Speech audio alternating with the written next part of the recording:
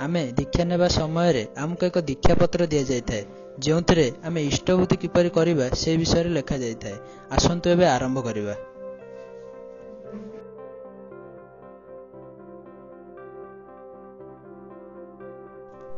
ओम ब्रह्म परब्रह्म ओ कूल मालिक राधा स्वामी दयालंक चरण रे कोटि कोटि प्रणाम निवेदन करे।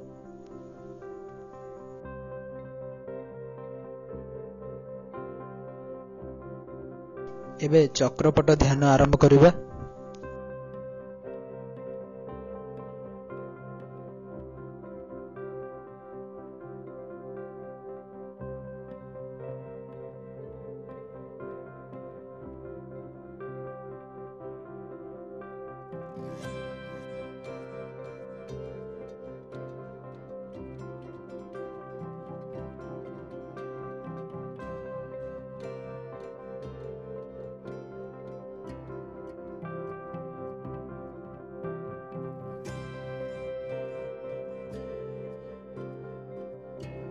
ओम ब्रह्म परब्रह्म ओ कूल मालिक राधा स्वामी दयालंक चरण रे कोटि कोटि प्रणाम निवेदन करे।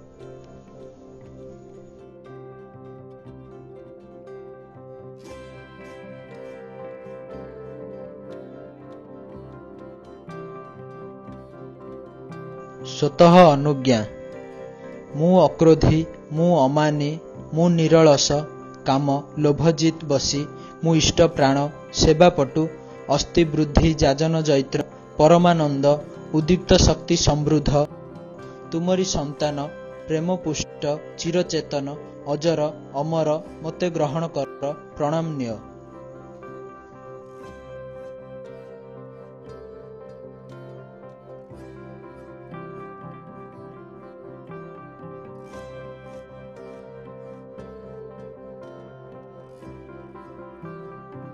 जीवनं करुणा सिंधो जगतस्तं जगत्पते भवतः कृपया लब्धं जीवनं सफलं मम प्रागेव सर्वकार्य भेस्तवैव भोगतृप्तये इष्टभूतिः कृतास्माभिः कृपया गृहतां प्रभु।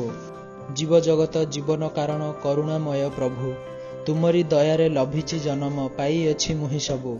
आज प्रभाते कर्मारंभे तुमरी भोगर लागी इष्टभूतिर अर्घ्य देउछि श्रीचरण कृपा मागी।